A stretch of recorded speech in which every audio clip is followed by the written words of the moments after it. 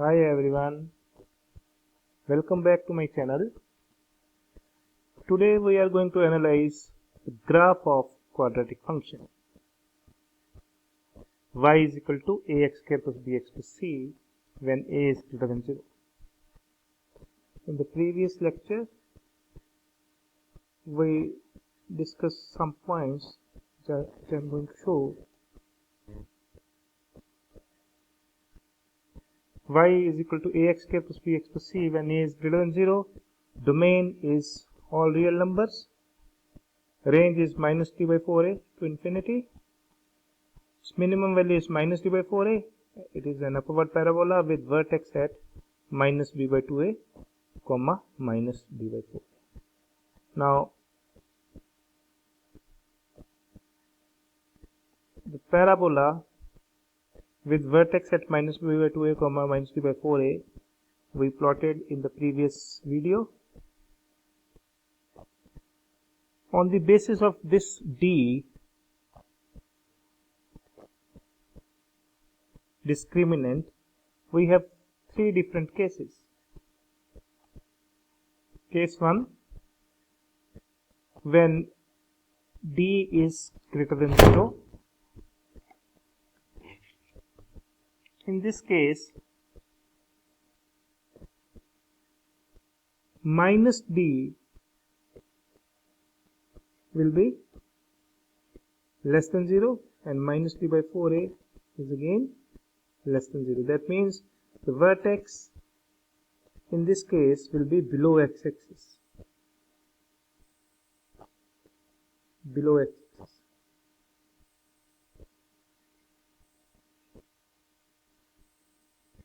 Alright. And as we can see, it cuts the axis at 2 points. These are two critical points. Let us name them alpha and beta. The points where the graph cuts x-axis are the zeros of fx. So to find these, we put y is equal to 0.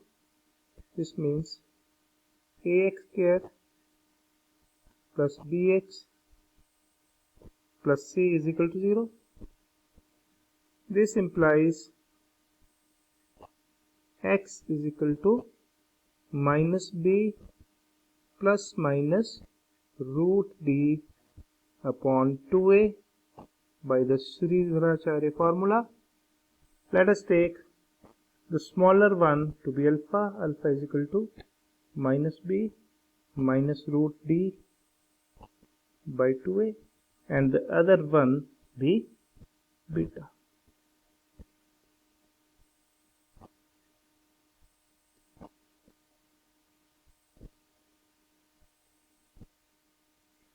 Alright.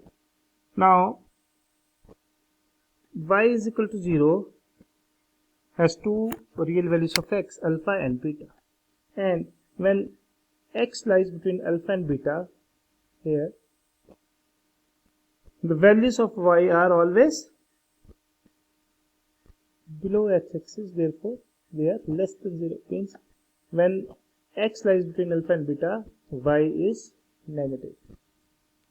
That is, we can write this: y is less than 0 for alpha less than x less than beta. And when x is less than alpha or x is greater than beta, now this graph is above x-axis. Graph is now, in this case, it is above x-axis. Here it is. And when x is greater than beta, it is again above x-axis. So, in this case, we can say y is greater than 0 for x less than alpha or x greater than beta. ठीक है?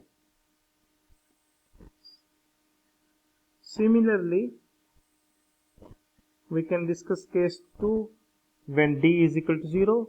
When d is equal to 0, minus b by 4a is also 0. So the vertex is now at x-axis.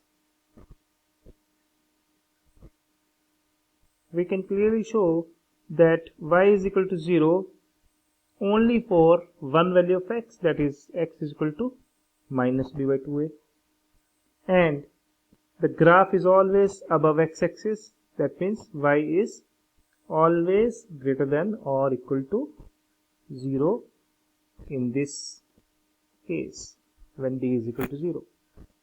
And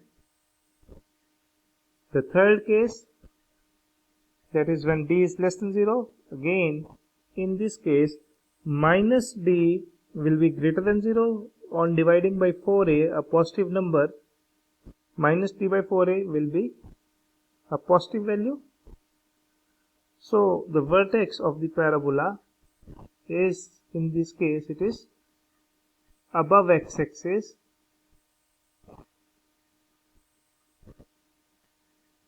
so the graph never cuts the x-axis. Therefore, it has no real roots, and in this case y is always greater than 0.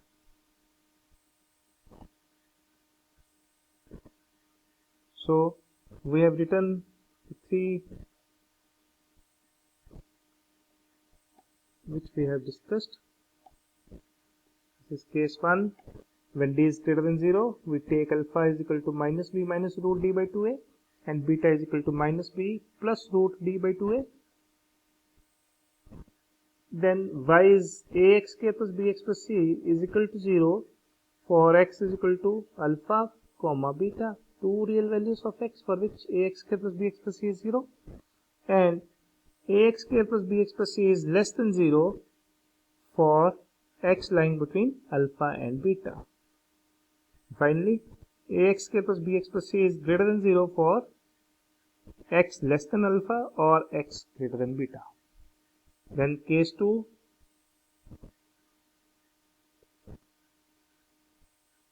d is equal to 0.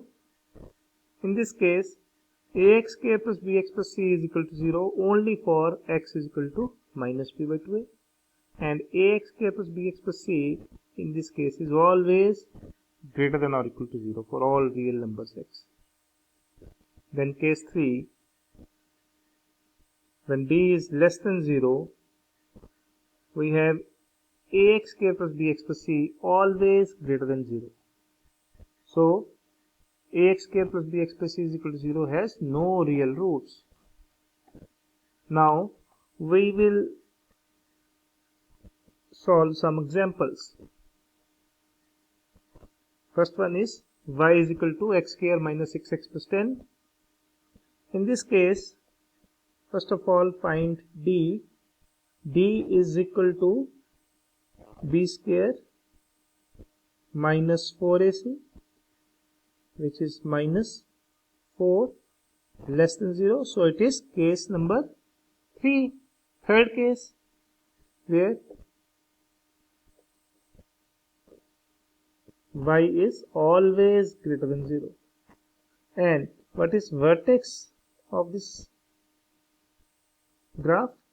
Vertex is minus b by 2a. Minus b is 6 upon 2a is, we get 3 comma minus d by 4a. Minus d is 4 by 4, that is 1. So vertex is at 3 comma 1 and y is always greater than 0 in this case. Let us plot the graph. So vertex is at 3 comma 1. The graph is always above x-axis, so y is greater than 0 for all real values of x. Now, the second example.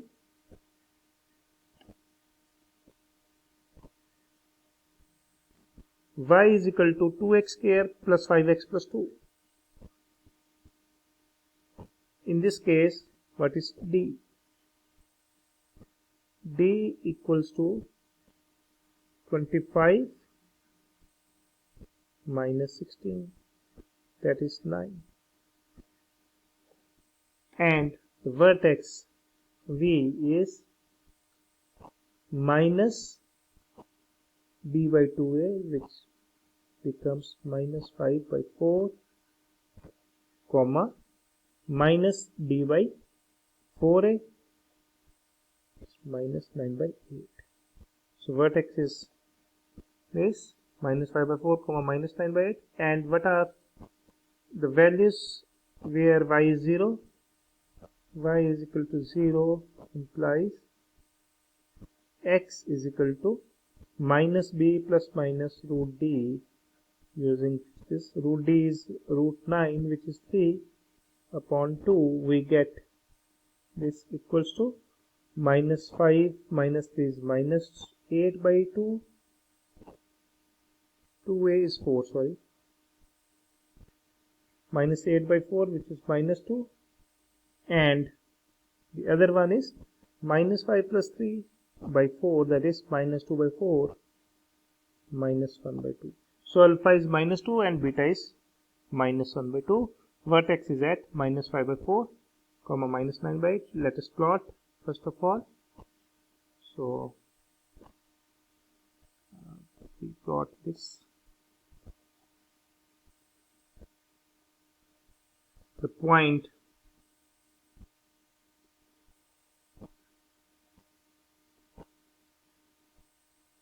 first of all, vertex is at minus 5 by 4, that is somewhere here,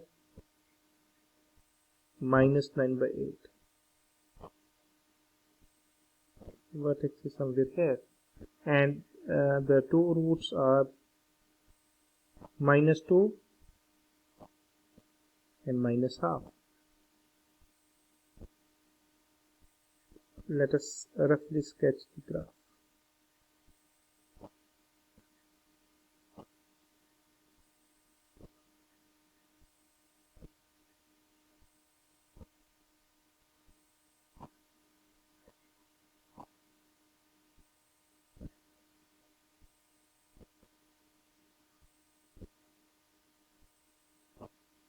Yes. Alright. So the roots are minus 2 and minus half, critical points. And the vertex is minus 5 by 4. So graph clearly shows that y is equal to 0 for two values, x is equal to minus 5 by 4 and minus 2 and minus half. Minus 2 and minus half. And y is greater than 0 whenever x is less than minus 2. See, when x is less than minus 2, the graph is always above x-axis, and similarly when x is greater than minus half, it is again above x-axis.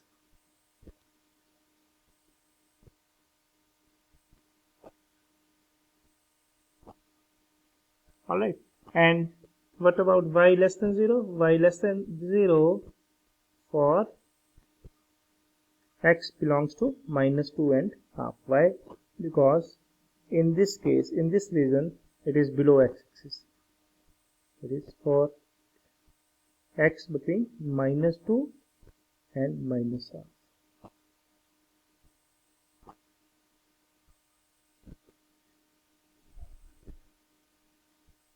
And one more question you can discuss is when y is equal to 4xk plus 12x plus 9. In this case, d is equal to 144 minus 144 is equal to 0. Therefore, it is case number 2.